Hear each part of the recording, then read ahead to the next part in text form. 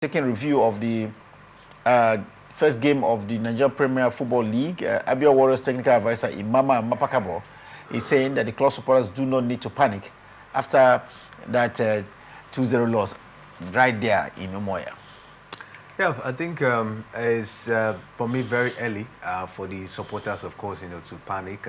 It's just match day one, and I believe they have what it takes, of course, to be able to see how to strengthen themselves. In the season just got started, and Imama Amakpakabo, of course, just took over the job, and of course, he need time to see how he can make the players get accustomed or gel to his philosophy. So. For me, they lost to Remo Stars. I understand Remo Stars as they've been very, very consistent in the league for the last 2 seasons. And losing to Remo Stars, for me, I think there's no cause for alarm because they're a very, very good side in the Nigerian Premier Football League. 2-0. For me, I think Abia Warriors have what it takes, to bounce back. Imama Amakpakabo is a very good coach. He was there before he even came back this time. So he understands the team very well. I understand the workings around the club. So for me, we should just give him time at least to see 10 matches down the season. We should be able to see what Imama Amakpakabo will bring to the table. Imama believes he can get the job done, and supporters do not need to lose hope in the very important first match of the season. 37 more games to go, and he believes the team will bounce back. I still reviewing what has happened after the day one of the Nigerian Premier Football League. We understand that Niger Tornadoes have had their stadium approved. The Bako Kontagora Memorial Stadium in Mina has been approved to host matches in the Nigerian Premier Football League. The stadium, we understand, has always been the home ground of Niger Tornadoes, but they last played there in 2022 aftermath of a renovation that was going on there. Kingsley, we often hear this. The teams are off in and out of their stadium. Will this one is it properly upgraded to the standard required to host their league games in Nigeria? I think for me, yes. Yeah. When you talk about hosting league games, yes, for me. But talking about Continental, not too sure of that. To wait for CAF, maybe if they get that opportunity to get to continents, maybe CAF will call for inspection and all of that. But for the league games, I think the stadium is very much ready to host Niger Tornadoes, of course, this time around. And for me, it's a good one. And just like you mentioned, not just putting the stadium in place, but I think proper maintenance, should be carried out. Not 2-3 years or 4 years from now, they will now, start playing away, maybe not playing, in the stadium anymore due to the poor state, of course, of the pitch. So it is not putting the infrastructure.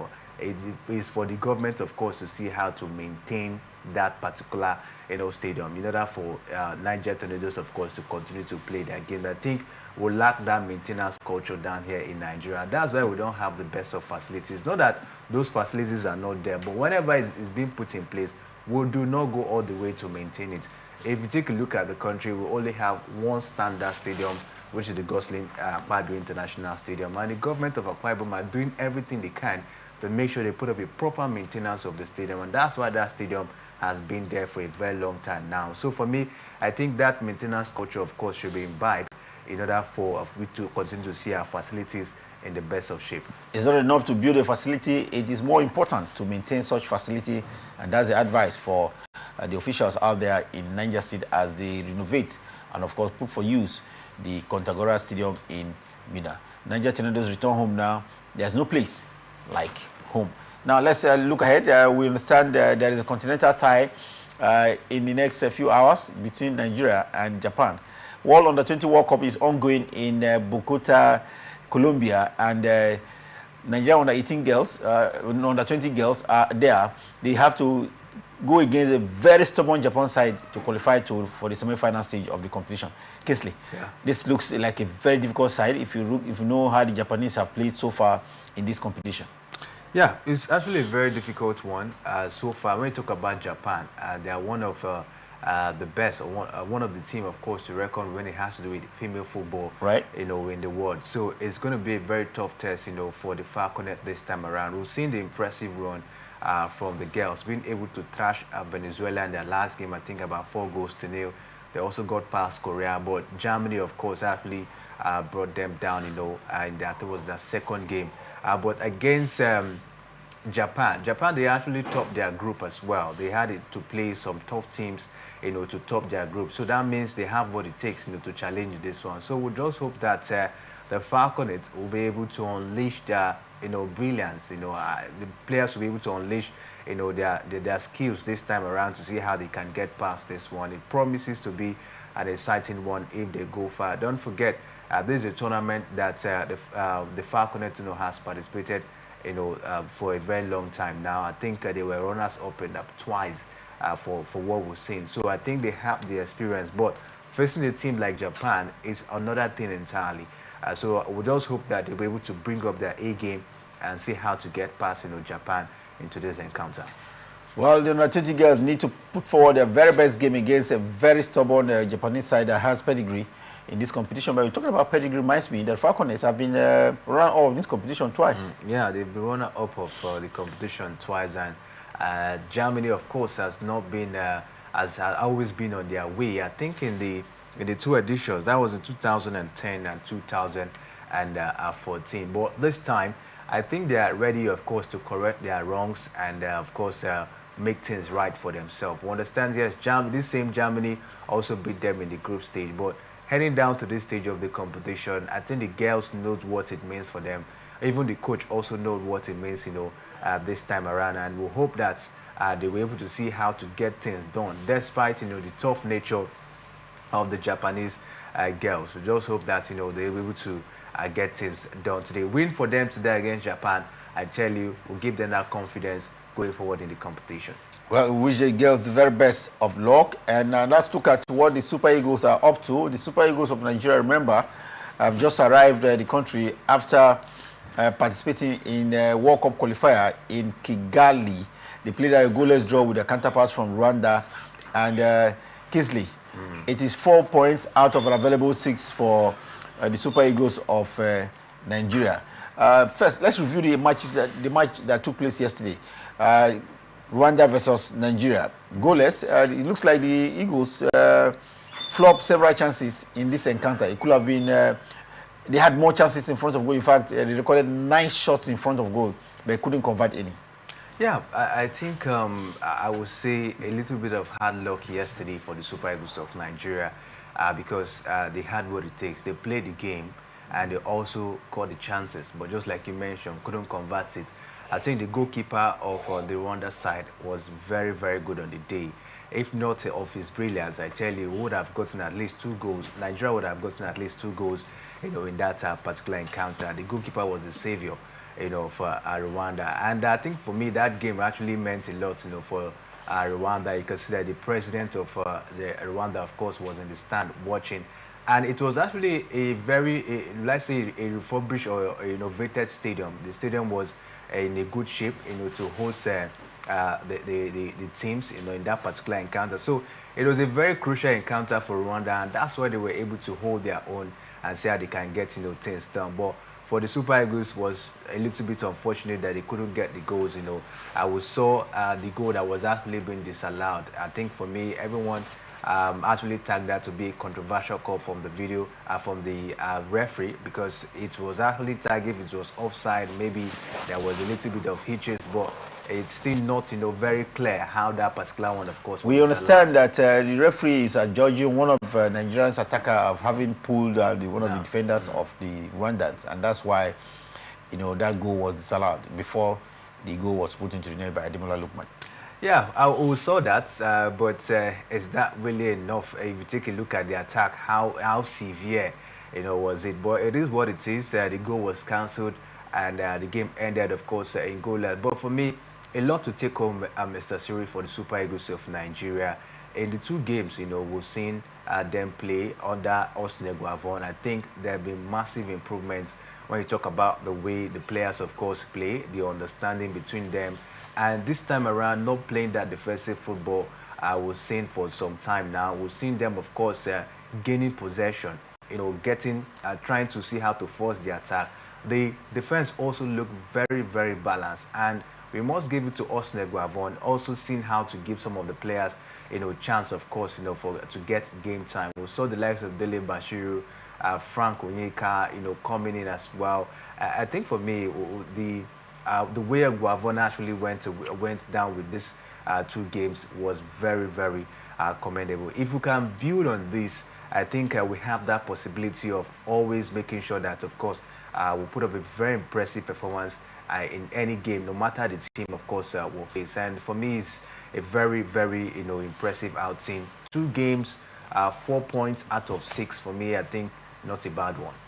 Aftermath of that encounter, we are told that Austin Eguavoen has quit his job, but I think that was a wrong report because he had only 2 games to supervise by the Nigerian Football Federation. Remember, he's the technical director of the Nigerian Football Federation, and if he was given these 2 games, he's prescribed it, and according to him, he had to discuss further of the next 2 games with the Nigerian Football Federation. But there was a very wrong report after that game yesterday that he has had to quit his job, and he's come out in the early hours of today to say there was nothing like that. That he's still, hopefully be in charge of the next 2 games after discussing with the Nigerian Football Federation. Yes, talking about the wrong reports, I think that emanated when, of course, the team were heading down. We're trying to, of course, we're coming back, to Nigeria. He was actually being asked at the airport what's next, for him, and he said that he thanked the players and as well as the NFF for giving him the opportunity. That he's not going to say anything about the game against Libya. That, of course, he waits to hear what the NFF would say. That was the statement he made. But I think some media houses, actually misunderstood him and put up the reports that he has actually stepped down, from as the interim manager of the Super Eagles of Nigeria. But I think he has come out to clarify that it's a good one, that he's still there. Because a lot of Nigerians, developed that confidence once again in Austin Eguavoen. We understand how it was for him last time in the AFCON 2021. He had a very good, impressive group stage performance, but the team were ousted out in the round of 16. Coming back to the World Cup qualifiers, we saw Ghana, of course, defeating Nigeria, and it was a disastrous one at the Moshood Abiola Stadium, where the fans, of course, invaded the pitch, and it wasn't a good one, and he had to step down to assume his role as the technical director. But this time, it looks like a different thing entirely, a different spirit coming from Austin Eguavoen. And I think for me, if you take a look at it, a lot of Nigerians are giving him that support, to continue. But for me, my advice to the Nigerian Football Federation is to allow Eguavoen to stay. Let him execute the remaining about, I think, 4 games we have in the AFCON qualifiers, and then we'll see what comes up from there, and then we'll be able to know if he's actually the right man for the job. Fingers crossed on it. But I'm very sure Serexo Eguavoen definitely will be in charge of the next 2 games of the Super Eagles of Nigeria. I'm sure as well that the Nigerian Football Federation still have cash issues, and it was so difficult to employ a top-grade coach from Europe. In other matches played last night across Africa, we saw South Africa beat South Sudan by 3-2. This was a match played away for the South Africans. Yeah, for me, I think if you take a look at it, Mr. Siri, unexpected results. South Africans, yes, they should be able to beat Sudan, anytime, any day. 2-0 in that encounter, and for me, a good one. If you take a look at it, South Africans, they've improved in terms of their play. So I expected that result in that particular encounter. It was a heavy bashing for the Lone Stars in their home fixture by the Algerians. Algeria beat them by 3-0. That's really a whack, if you ask me. Yeah, really, really a whack. But when you talk about the Algerians, I think they're trying to see how they can revive football once again, because in the last 2 AFCON qualifiers, they've not been the best. And this time around, I think they're trying to see how they can correct their runs and make sure that, they put themselves, up front once again when it has to do with African football. Well, if the Algerians beat their counterparts Liberia by 3 unreplied goals, it was even more with Egypt, because they beat Botswana by 4 unreplied goals. Yes, of course. I expected that. Egypt, one of the best, when it has to do with African football down here. They've done this particular one, for a very long time. So I didn't actually see Botswana to be a very tough side, for the Egyptians. I expected, that level of result. Though we understand that Egypt, they've been a little bit on a decline in their last few games. But I think they are still trying to see how they can make things, right for themselves. Impressive result for the Egyptians. Mali beat Eswatini by 1-0. It was goalless in the encounter between Zimbabwe and Cameroon yesterday across Africa. Those were the results of matches played aimed at qualifying for the 2025 African Cup of Nations. Let's now stay away from Africa and go across to Europe. And in Europe, Harry Kane celebrated his 100 England cap in a memorable style as he scored the double as England beat Finland by 2-0 only last night. For me, a good one for Harry Kane.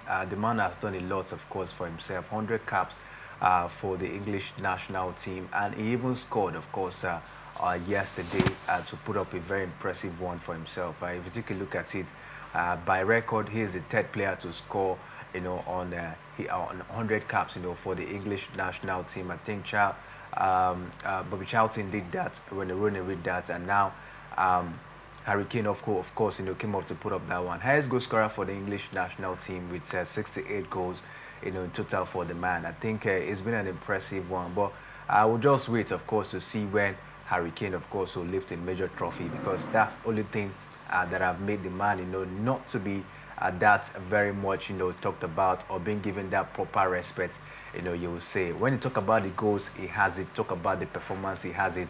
But I think you just have to look for a way to put a tie to all of these achievements. Congratulations to Harry Kane, with now the 10th player in England to play 100 matches for the Queensland. That's not the feat that can be just swept under the carpet. 100 times playing for your nation. Very few players, like we mentioned, only 10 has done that for England in their history. While the window, for international break is now over, but it's come with some casualties. Nathan Ake was carried off injured in the stretcher as the Netherlands and Germany played out an entertaining 2-2 draw in Amsterdam yesterday. The other day, we were told it was captain for Arsenal, Odegaard, that was carried off the pitch.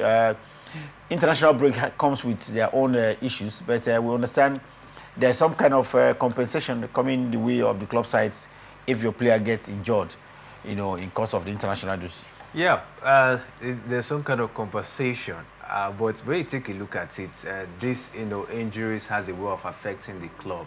You take a look at Arsenal at the moment, heavily affected because Odegaard, one of the engine room, in Arsenal Football Club, at the moment. You talk about Declan Rice. That of Declan Rice is not issue of injury, where he was actually yellow carded in the last game, so he won't be in action. Red carded? Red carded, yes, red carded in the. He won't be in action against Tottenham. So for me, I think it's a huge setback, for Arsenal, missing those key players. And these are players, that they have played crucial role, for Arsenal. Midfielders, you will say. So we'll just see how all of this, of course, will be able to go down with the team. For Nathan Ake, a very impressive defender for Manchester City as well.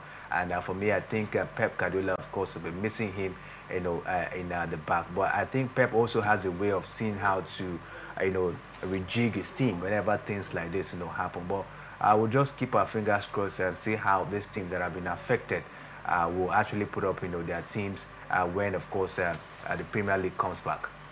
Well, let's move across from Europe now to America, and we can tell you that Mauricio Pochettino is now the new head coach of the United States men's national team. Pochettino, remember him with Paris Saint-Germain, Tottenham Hotspur, and one other club side there. He's now having a new job as the coach of the United States men's team. He's charged with taking care of this team across the 2026 FIFA World Cup that we understand the United States of America will host with Canada, I think New Zealand. Yeah, for me, if you ask me, I was serious. I would say it's a good job from Mauricio Pochettino. He was former coach of Chelsea. Yeah, former coach of Chelsea. He's one man at least that I've stored around. He's a journeyman. A journeyman. He was with Southampton at some point, with Espanyol, with Tottenham Hotspur. He went down to Paris Saint-Germain. Then he came down to Chelsea. Had a little bit of an impressive time with Chelsea Football Club before now heading to take up the job in the United States of America. I think for me, it's a good one for Mauricio Pochettino. Taking a look at the fact that we just have about 2 years to the 2026 World Cup. That would be a long time for him to see how to put up, of course, the team together to, of course, be able to compete come the next World Cup. It's a good one for the man. I take a look at the United States of America. Not that I think they had a little bit of an impressive, ranking. I think they are ranked 16th by FIFA. So I don't think they're really a poor side when it has to do with performance. And with the space of 2 years, I believe Mauricio Pochettino will be able to put up a very, very formidable squad for the 2026 World Cup. Well, we understand Mauricio Pochettino will earn the highest amount ever paid to a football coach in the United States of America. What do you make of this high pay, Kingsley? No other coach is paid so much money like he's being paid. We understand he will earn about $6 million per year of his contract. For me, I think he worth it. For me, Mauricio Pochettino worth that amount of money. Going to coach a national team, you're expected to, of course, be paid well. So for me, I think Pochettino worth that huge amount of money. When you take a look at it, I think he's one man that have done so well when it has to do with performance. Don't forget, I think about a few years ago, he took Tottenham Hotspur to the semi-final of the UEFA Champions League. He would have possibly, gotten that one, but unfortunately, he couldn't get past, of course, the semi-final of that particular one. We saw, of course, his time at Chelsea Football Club. He actually took Chelsea back, of course, to the continent where they'll be playing the UEFA Conference League he also won titles as well in Paris. So for me, I think when you take a look at his pedigree, you'll see that, of course, Pochettino worth that amount of money. Pochettino will definitely have a pay cut from what he earned in Chelsea, but they talk about him and Chelsea. Chelsea continue to pay him up till this day. Yeah, they continue to pay him because when you take a look at it, they did sack him. He did not resign. It was a mutual, consent. They had a mutual agreement, and that, of course, since maybe the management, that's Todd Bowley's management, felt that, of course, his style of play and what he wants to bring is not corresponding to what they want. So they have to, of course, have a mutual agreement for him to leave. So Chelsea, they are still paying Mauricio Pochettino, as it is. So I think for me, it's a win-win situation for Mauricio Pochettino, getting a very huge paid job in the United States of America and still receiving his salary, of course, from Chelsea Football Club.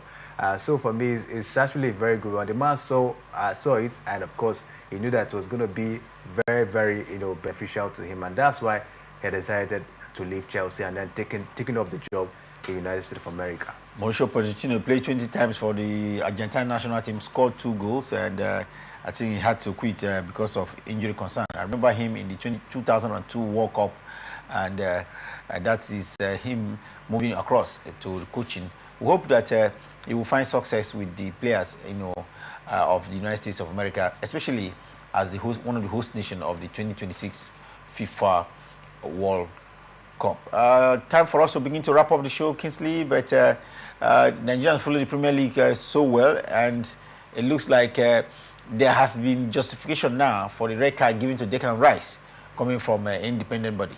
Yeah, there have been justification because if you take a look at it, it was a little bit controversial because if you take the tackle wasn't that close to a red card, but it was on a yellow card. Yeah, it was on a yellow card. But after that particular last one, he was actually being given that red card, and everyone was like questioning the decision of the referee. But from what we're seeing, Declan Rice will be missing the game against Tottenham Hotspur, and that's a very crucial encounter where he would have been very, very instrumental, for Arsenal in that one. Looking at the fact that Odegaard as well won't be there, I think that's a very huge one for Arsenal. We hope they'll be able to see how to galvanize this one. Well, let's hope that Arsenal will be able to find a replacement for Declan Rice. It happens in football, but coming up against a very tough opponent like Tottenham Hotspur, you would have expected the experience of Declan Rice to be part of it. We have to wrap up the show now, but it's cheering that one of Nigeria's, former international, Victor Moses, is being confirmed now as a Luton Town Football Club player. Victor Moses on a permanent deal with the club side from the English Championship. Yeah, Victor Moses back to England. I think for me, is a good one. This was where, of course, he had a very impressive time with Chelsea, Liverpool. I think he also had time with Inter Milan. Yeah, Inter as well, and Wigan Athletics. So coming back to England, a place where he's very familiar with the weather, the atmosphere, the playing condition.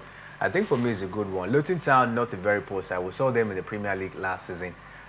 They were actually being relegated, but I think Moses Simon coming back, of course, would be a very huge one for them, of course, in the Championship. 33 years of age. So you see the man, of course, is trying to see how to wind down his career in a very, very impressive fashion. We'll just hope that, of course, his return to England will yield fruit and possibly seeing Luton Town, of course, return to the Premier League. That, of course, will be a very huge one, of course, for Luton Town and also for Victor Moses. Congratulations to Victor Moses, the latest player of Luton Town. That will be it for this edition of Sports Talk. Definitely be back at 6 p.m. Nigerian time.